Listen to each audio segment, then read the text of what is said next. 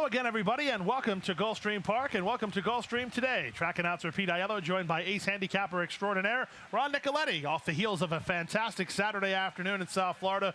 3 rules just so good in the affirmed division of the Florida Sire Stakes.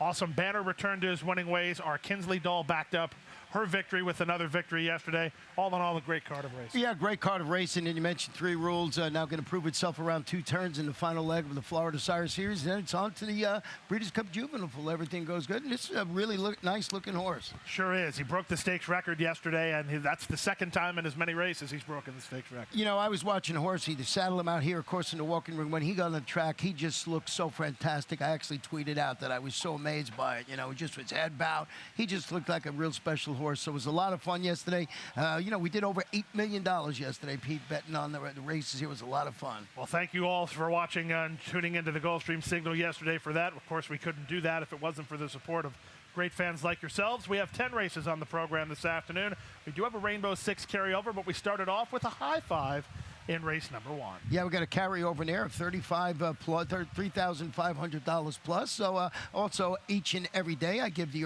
my early pick 5 ticket, Pete, and we'll be doing that in just a few moments. And you mentioned that Rainbow 6 later on with a 10 race card. It's race 5. Yeah, the Rainbow 6 carryover is $8,011. A 20-cent play gets you involved. And if you happen to get knocked out in the first leg, you can always reinvest in the late pick 5, which is a 50-cent wager. Late pick 5 today on race number 6. We got a fast main track from turf course, and as I mentioned, Pete, this first race, 7.5 furlongs on the grass. So maybe I'll show him my Rainbow 6 ticket. My pick 5 ticket. Well, you can show him your Rainbow 6 ticket, but we'll do that later. Let's look at the early pick 5 now for you, Ronnie. There's 3 main contenders in here. You have, well, 2 of the 3 anyway. 3, 2, 3. He's already taking shots at my ticket. 3, 2, 3, 2, and 2. A very affordable $36 ticket. Looks like there's going to be some war going on here today. Looks like Pete is on the bit and ready to challenge me throughout the afternoon. Pete, I jumped on you a little bit by telling you about the first race. I didn't want to leave that dead air that you accused me of doing to you. 7.5 furlongs on the turf. Claim is 3 and up. No scratches. That's why we got that super high 5 in the first race. I went with the 1 horse in here, Pete. Favorite Air. Should be primed and ready to score. Returned from about a 10-week of freshening to finish 3rd at this level and distance. 2-time winner this year, 8 starts, 2 wins, 2/3. Matt Rispoli handling the inside post. Well, let's take a look at his last race. We do have it for you. His last race was against another horse he'll run against today in Simferopol, and Union Vow was also in there. Union Vow, I think, these are the 3 I think are the 3 today, which you, of course, left Union Vow off. That's what I was meaning with that. But Favorite Air looms up alongside. That's him between horses, up for a short lead. Then the favorite Britannia's Moat will take a run on the outside. Union Vow's just going to get out-kicked. Simferopol was in gear, and Simferopol looks like he's running right by Britannia's Moat at the 16th pole. But Britannia's Moat up to the task, gamest of all. That's Favorite Air, who's getting back up for 3rd over Union Vow. Simferopol ran well. I thought he hung, but he was well clear of 2 other rivals today. Well, when I show you my superfecta ticket, I did use that horse, that you're talking about that I left off. I left it off the top 3. The horse I put in 3rd, I think, is very consistent. Hasn't done just one thing this year, and that's win. Talking about Starship Rocky, first victory of the year. He's had 9 races, 3 seconds, 3/3, but he's always on the trifecta or superfecta ticket. I'm just not sold on that top spot. Well, then what'd you use him in the early pick 5 for then? Well, that's the 3 that I picked, and that's my theory, because if that one jumps up and wins, I get a little bit of a price. And I have some interest in him, and I don't want to get knocked out in the first leg, and you actually heard me say that when I was putting my ticket together today. Yes, I did. I did hear you say that. But you told me to take the gloves off, so I did. We still have 9 races to go. We'll move to the second race now at 5.5 furlongs over the main track. Maiden's in for a $35,000 price tag. We have a scratch in this race. Scratch the number 3, Faith and Hope. A field of 6 left to go to post. A horse that's been in a couple times and scratched is a horse that you had some interest in, Funkirk. Yeah, Funkirk is the daughter of Dunkirk, debuting for trainer Wesley Ward, a series of useful workouts showing over the local surface. So Wesley Ward, going to show you stat in him over the last 5 years with 2-year-old first-time starter fillies in maiden claiming ranks. This one is 10 for 32. 31%, not the horse, at Wesley Ward. 50% the money. And how about this? Still a solid ROI, not a winning one, because everybody bets Wesley Ward. These are maiden claimers now, not maiden special weight. I think that's a pretty telling stat. When you could win 31% of the time, that's awful good. That is awful good, but it makes sense. Wesley knows where to spot his horses, and Funkirk appears to find the right spot here today. Only has 5 rivals to beat, including a horse who actually is also a first-time starter in number 4, Splendid Love, who didn't make the Nicoletti ticket. Instead, Patrona did. Yeah, this Patrona's on the ticket too, and that one is dropping to the $35,000 level on the dirt. Set the pace, weakened to finish 5th. That was against $50,000 maidens going 7.5 furlongs on the turf.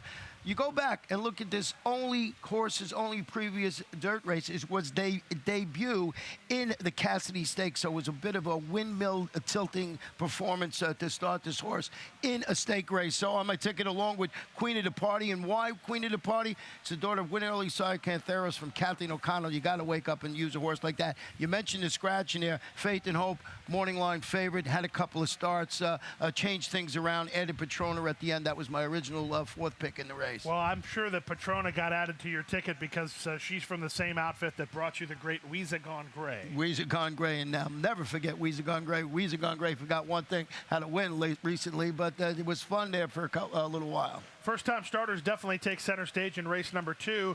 Not the same story for the 3rd race. The 3rd race is actually somewhat of the opposite. Maiden claimers of the $16,000 variety at 1 mile. This is not on the bottom. However, some of these horses are coming out of races on the bottom. Please do take note of that.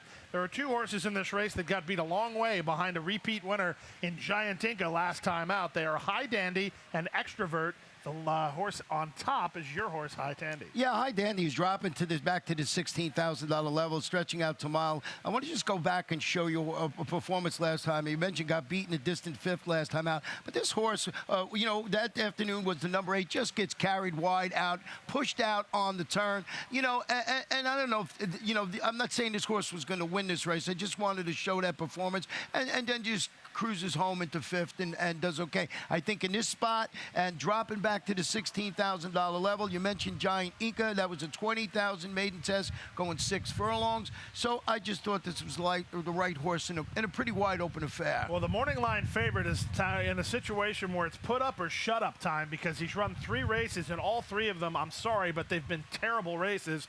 He takes a huge class tumble today after being freshened up since June. Yearbook needs to win or he won't graduate. Yeah, I mean, he's really taken a substantial drop in competition today. Showed speed, faded badly. That was against $50,000 maidens. Before that, the layoff about 9 weeks. It's Mark Cassie and it's Tyler Gaffleone. So lots of things to like there. I wanted to go a different way. I just got to see a race better on paper or with my own eyes on this horse before I put him on top of the ticket. Here's the thing about it, though. I mean, Yearbook made the pace last time out. He showed speed, chased some fast fractions in his other 2 races. There's no speed in here. Gaffleone going to be offensive-minded. No doubt Yearbook the one to catch if he can respond to the drop in class. 1 mile the trip. Who knows if he can get that distance, but it's put up or shut up time for him. Yeah, and I think he's the logical choice. And then to close it out with the 3, Dreaming of the Wild, stepping up to this level after rallying to finish 2nd in a 10 maiden event at the distance. It's Pedro Sobozo. It's got Gerardo Corrales. I got this horse getting a minor award in there, but it all goes through the 5-year book. Well, we had 2 pancake wagers planned. I'm just tossing this out. We didn't discuss this race. And you like the 1 High Dandy. What if I take the 4 Extrovert over the 1 High Dandy? For a little pancake side wager. We're tied right now, fans. Just today and tomorrow to go on our side wagers. And I need to edge clear here. We're tied. I need to get in front. All right, let's go with the 1 against the 4 in this pancake wager. Pete is quaking in his boots because I caught him he was a 10 claimer last time out and got 6 to 6. So we got one in the 3rd race. If you're not aware, we tell you each and every day we're betting against each other. Whoever ends up with the least amount of winners has to buy the crew some pancakes, a pancake breakfast. And I know one guy for sure. He's sitting right in front of us who can really eat, so we'll see how that works out. I might have just gave you one, but Extrovert beat High Dandy last time out, and he takes the blinkers off today, so we'll see maybe something will happen. Yeah, we'll see how that works. We have a couple more. We'll go to the 4th race now on turf at 7.5 furlongs. Maiden special weight, $50,000, the claiming level. Some horses in here that are trying 2 turns for the first time, but I think the horses that have races are the ones to gravitate towards. They include the 6 level, the 2 Dynamic Dancer, and the 5 Southern Sea. Well, let's go back and show you that replay you had some interest in. Yeah, well, let's go back and show you. They all come out of the same race, talking about Dynamic Dancer, Southern Sea, and Lovell. Southern Sea is actually in the white blinkers between horses. The eventual winner of the race is down inside in Sherpa. You can see Dynamic Dancers in the brown cap, and down toward the inside in the green colors is Lovell. So off the top of the turn, Sherpa's going to get away a bit from Apache Brave. There'll be 1-2. Southern Sea's on the wrong lead now, switching over with Lovell down on the inside, making good late ground, but Dynamic Dancer actually is going to kick into high gear in the deep stretch part of the race to get in front of Lovell, who you see kind of was green there, took a awkward step nearing the wire.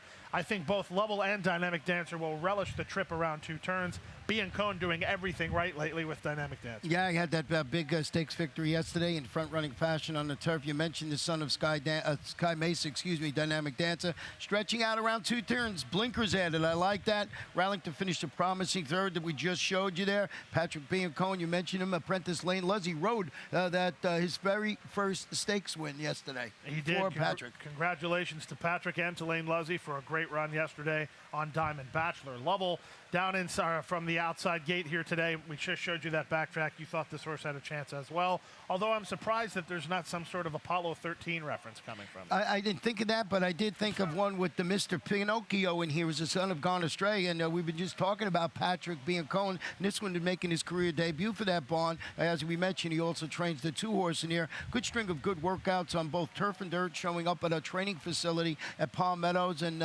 as we mentioned this morning, this one would be great if he could win by a long nose. I'm giving you something to say later on if he should happen to win by a nose. Because I know you track announcers, you tell you this all the time. You need these quirky things to make your day better. I want him to calm him down. He's getting ready to go ballistic on me right now. That's race number 4 on the program. It's perfect time to take a brief time out. We'll be back with more racing action from Gulfstream right after this.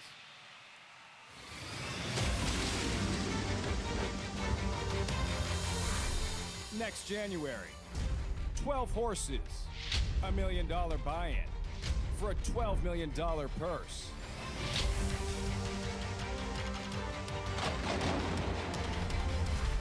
It is the world's richest race.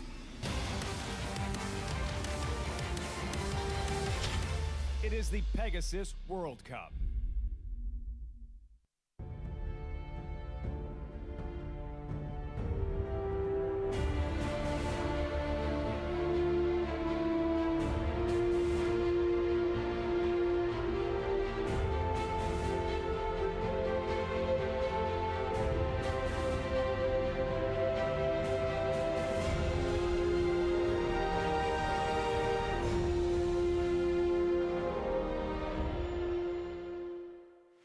Ronnie's got his composure, and we're back now for a preview of the Rainbow Six on the program here in South Florida.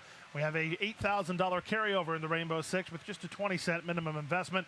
Track announcer Pete Aiello, joined by Ron Nicoletti. This is Gulfstream Today. If you're just joining us, welcome to South Florida. And if you want to see my Rainbow Six ticket, here it is, and you'll see it's $43.20. 3, 2, 3, 3, and you'll see in race number 9 a couple of there's 5-horse field. I figured that would where I would go with the single or with the number 4 ad litem, and then I went 4 deep in the last race for $43.20. So I'm going to single that horse a little later on. We'll talk about that race when we get there, and I think it's an affordable ticket. We're going to have probably 25 or so more in the pool, don't you think? Yeah, I think so.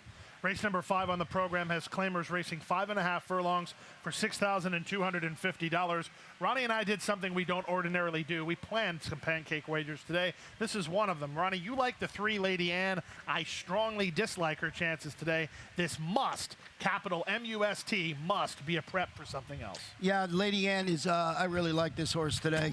Is debuting locally for trainer Alan Hunter. Turning back to 5.5 furlongs. First start since disputing the pace and weakening to finish third. And it was a good race, a mile into 16, 7,500 starter up at Pimlico. Produced a couple of next out winners. So I just think this horse is spotted perfectly to succeed today. Let me ask you a question. When was the last time Lady Anne won a race that was one turn? I don't know right now, but... I don't know either. That's the point of the story. You can't find one on the page. I'll take a shot against Lady Anne, who's likely to go favorite. I'll go with the 6, High Rapid Lady, who is your second selection, fresh off of 2 sharp victories. I think she's still the now horse, could win 3 in a row. I mean, she should take the bulk of the betting action. Not a big thing. Yeah, I think she faces open competition after a pair of strong 6,250 condition claimant victories. That was going 6 and 5.5 respectively. I just think this horse is in good form. The other one is an unknown, but High Rapid Lady certainly on my ticket there, and I use Breach of Duty, turning back to 5.5 after returning from a 2-month layoff to finish 4th against 10,000 optional claimants 6.5. She's another one that spotted nicely today. Yeah, I think Breach of Duty certainly should run well off the bit of a freshening. The horse who ended up winning her last race, Skippy, is back, is in later this afternoon. And I know, Ronnie, you thought that horse had a look against much tougher. So Breach of Duty, best of the rest to start the Rainbow 6. So we have 2 pancake. I'm writing this down now. 2 pancake. I think we're going to end up having 4 when it's all said and done, just a guess. I know there's at least 1 more coming, and it comes next with race number 6, 7.5 furlongs over the turf. These are 2-year-old maidens. A horse that crossed the wire first and frankly should have won by about 6, only won by a length and a half and got disqualified is number 1, Backstage. I think for me the most shocking part is the rider gets the return call. Gets the return call, cut it back to 7.5 furlongs after proving, as you mentioned, Pete, she could win at this level going a mile in the 16th. She was disqualified, placed second for racing erratically through the stretch last time out, to say the least. So I just thought maybe cutting back to 7.5, and they seem to want to give the kid another chance. We're talking about Ryan Gazziter, and why not? Maybe it was something that we don't know happened out there and not his fault. Dead air, because I can't remember. Number 5, Bella Vincenza is the other horse in the race. So Ronnie just completely tried to get me to hang myself. I did not do it, though. Bella Vincenza was favored last time out when making her first start around 2 turns on turf. She had a troubled beginning, was ranked at the first turn, and still didn't run bad. She adds the blinkers here this afternoon, second time Lasix. The winner of that last race, Bidacor, was okay, but the runner-up, Silver Diva, gave the top selection from Nicoletti all she wanted early, and it actually was Silver Diva who got put up when Backstage got DQ'd. I'm hoping Bella Vincenza improves. This is our next pancake. Yeah, I mean, I think you said it all. They were, adding the blinkers is going to help race. Greenlee lunges at the start. Stanley Gold, second Lasix. Brahms Cat is the other one of you stretching out around 2 turns. Rallied this one 12 lengths off the pace to finish 4th in a 5 furlong debut. She's a daughter of Wildcat Air. I don't think the added distance will hurt this horse, excuse me. So I threw that one on the ticket. Scratched the 4 in here, already packed. Wildcat Air going 2 turns, no thank you. We'll move now to the 7th race. On the main track, it's $12,500 level. Non-winners are 2 the category. A field of 7 signed on in here, and Ronnie, don't worry. I'm putting the gloves back on. I have nothing bad to say about anything you could say about race 7.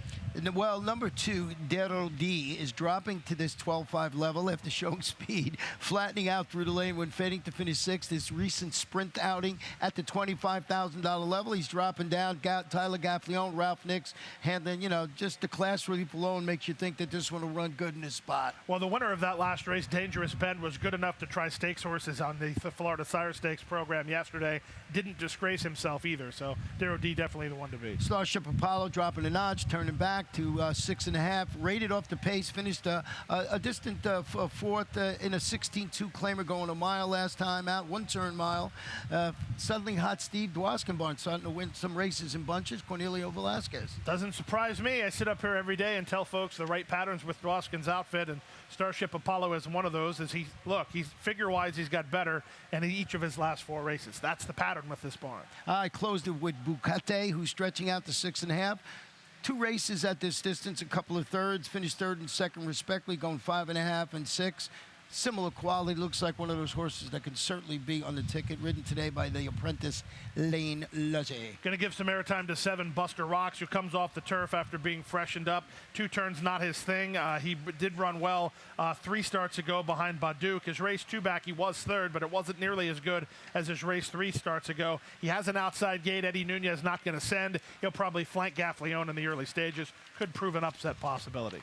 We'll turn now to the 8th race on the program. The 8th race does start the $1 Elite Pick 3, 7.5 furlongs over the turf. If I had to make a bet before we went on air today, I would have said it was an ironclad cinch that Ronnie would pick Lil Meatball on top. Not only did he not pick Lil Meatball on top, he didn't pick Lil Meatball anywhere. He's in my top four. He's in my top four, but I did go with Fair Prospect, facing 30 condition claimers at 7.5. First start since dueling for the lead. Weekly late, it was 4th. It was against Indian Guide and Amigo. The latter coming back to win very impressively on Thursday. That was in that 25 optional claimer going a mile in the 16th, the race on May 29th. So Amigo come back flatted this horse. And Indian Guide tried the vid yesterday against Lochte and Diamond Bachelor. Yeah, so I mean, off that performance, I put this one on top. JoJo's Dream, who today is the number 5, is stepping up to tussle with winners after drawing away like a, we'll call it an international good thing to defeat $20,000 maidens going 6 1/2 by 6 1/2. That's Sylvia Sapico back in the saddle today. What do you think of that performance last time out? Oh, that's right. I always ask you questions. No, I have a question for you. Right. What qualifies as an international good thing? Everybody around the world is talking about how good this horse ran for 20,000. I didn't know if it was like, we had some connections that were not from the U.S. Ralph Sadie coming from Jamaica. I didn't know what the reference was. It meant the horse's performance, not the connections. Oh, okay. Thank you for settling that. Where is Sylvia Zapico from, anyway? I don't know. Maybe Jamaica. No, I don't think so. Number 3, clearly a demon. Well, fans, we know we finally have done the entertaining thing for the day. Our goal is to make our cameraman laugh every day. We hadn't done it until just now, so good job. Thank you very much, Ronnie. Do you want to hear about clearly a demon? I do, because he's going to be a nice number. Yeah, he's dropping into non-winners of 2 lifetime claimer after following his 35 maiden score back on June 23rd. Comes back, he's 6th, he stalked the pace, 50 started competition. I think he's 12th to 1. This horse, go back and look, didn't run that badly last time out. Jim McMullen, Cornelio Velasquez in the saddle, so you got a journeyman rider on this course. And I think he, if we were talking about the top spot, maybe not, but this horse could be on the ticket. Little Meatball, my buddy there, going to try the turf for the first time. That's why I backed off him. Yeah, I actually think their logic is solid there with clearly a demon. I don't know that he's good enough to win, but the price will certainly justify including him on your trifectas and your superfectas. And Cornelio's been riding the turf well, and it's the right running style for Cornelio. He's been coming from off the speed. The 9th and feature race is a allowance race, starter A other than an optional claiming event for Florida breds at the 6 furlong journey. A scratch in here, and it's a key scratch as well of both long distance and who else is out, Ronnie? Sweet Medea. 3, Sweet Medea. So we have a field of 5. It will pit Ad Lutum against the outside horse Jamie's Dancer. I'd like some of that. Can we make a 4 pancake wager? Maybe we can. It's unprecedented, but I guess we can't. So I will take Ad Lutum, and you will take Jamie's Dancer. I will. I've had very good luck in the pancake category with the Berry Rose trainees. Jamie's Dancer should have won last time. Sweetwater extra game. Yeah, Ad Lutum is cutting back to 3/4 of a mile. First start since dueling for the lead and weekly late against similar quality that was going 7. It was back on July 3rd. It's the daughter of Midnight Loot. Trained well both at Goldmark Farm and locally in preparation for the return. And I thought with the scratches, and it's certainly the key scratch of the 3, which was my original top pick in there. Then I went with a little bit of a long shot in here, and I'll tell you why. Skippy is back, stepping up to the next level. He followed that 6,250 score, going 5.5. Even better looking performance against the $10,000 optional claimers, going 6.5. We talked about apprentice Ryan Gazzetta will be in the saddle. He's looking to get the hat trick with this horse. They figured out how to win with this horse, and I don't know what he's on the line, 12 to 1, but with the 2 scratches, you're not getting that. Yeah, but see, this is the key part of the pancake wager for me, and frankly the handicapping of the race. Right. You know Gazzetta is going to send Skippy his back. You know that going in. Ad Lutum has not shown the propensity to be able to rate effectively. She has a pretty good first gear. They've tried to rate her. It hasn't worked. So she's going to have to chase Skippy his back. Meanwhile, Jamie's Dancer will get the best seat in the house and rally from off the speed. Yes, I know she's 3 for 49, but she's been in awfully good form. Yeah, she's dropping to this 12-5 level. So like a handicapping 101 points this one out as a major player in this spot. I mean, it's no great shakes, but that's the way things come out. I like the 4 better than the 6, and it's going to cost one of us some pancakes. Sounds good. 10th and final race on turf, 7.5 furlongs claimers of the $10,000 variety. Toughest race of the day, absolutely the toughest race of the day. A scratch of the 5, Little Miss Smarty K, and you can also take out the 13, the main track only, Venom Girl Tough race, Ronnie, although I see you went with the horse that I probably would have gone with based on the exact same logic. So let's hear about the 12 of Fleet Mary. Well, drop it to the $10,000 11, having the misfortune of having to face red-hot three-time winner in a row, Defying Gravity, in 3 consecutive turf races at the $16,000 level. It's a daughter of a Fleet Alex, and I think it's the perfect spot, and I think she's like 8-1 on the morning line. I mean, what do you got to get hit in the head with a rock? This looks like the logical choice in there for me, at least. Usually when you say that, you're usually talking to me. At least this time you're not talking to me. So. But the horse I used in second, Pete, I want to go back and show you the performance of today. It's the 6 Rein It In. We're going to go back to August 21st and show you the number 1 horse that they rein it in. You know, you're going to see this horse is going to go here and really have to steady sharply. That's at the 3/16 pole. Then comes back and really gets in trouble at the 16th pole. You're going to see it on the inside. The number 1 horse here coming up goes to make a move here. And Pete, you know, you call this. I didn't know what happened. It almost looked like the horse was going to go over the fence there for a minute, you know. So I just thought the horse never got a clean trip. Once he gets some space, he starts to close in there. So I just thought of the double trouble trip in there that he could run okay in this spot. I agree. Can't argue. Okay, and then that was easy. Then the number 7, Who's That Chick, moved to the Peter Waldebon through the claim and steps up the competition after drawing away to defeat 8 condition claimers. Won that race by almost 4 lengths. Walder good with new claims. Everybody knows that, 20%. MCL Jaramillo in the south. I think the 3 horses you just talked about are the 3 that tactically figure to get the best setup. As this race will have a pretty honest pace scenario, and there's horses like a Fleet Mary who on the outside, she doesn't care. She won actually 4 starts ago, chasing a 51-second half mile. She was dead last, won anyway. So she doesn't need, all she needs to do is run her regularly good race. She'll be double tough, although 8-1, unlikely. And I agree with you. This is the best betting race on the card because it's a lot of fun, and I wouldn't be shocked. We had a couple of horses yesterday, you know, figured, you know, outside the exact to pay $200. So that's what we love about the 10th or final race each day. It doesn't have to be the 10th. Absolutely. It is the 10th here this afternoon. Remember, fans, we have live racing tomorrow, racing forums and programs for tomorrow's races. They're already on sale. So if you've done your homework for today, you can get a head start on tomorrow afternoon. Lots of pancake wagers today. This is going to be the do or die time. We have 4 up for grabs. I think if I win 3 of them, I think I'll be good because that'll put me up 2. We'd have to have at least 3 tomorrow for me to lose. We'll see. No trash talk. Okay, well. No. I'm very confident. I'm just going to sit here and smile as we head off into our next part of the afternoon. You giving changes and me sitting out here each and every day watching my pancake horses win. I like that. Good way to sign off. Good luck today here at Gulfstream Park.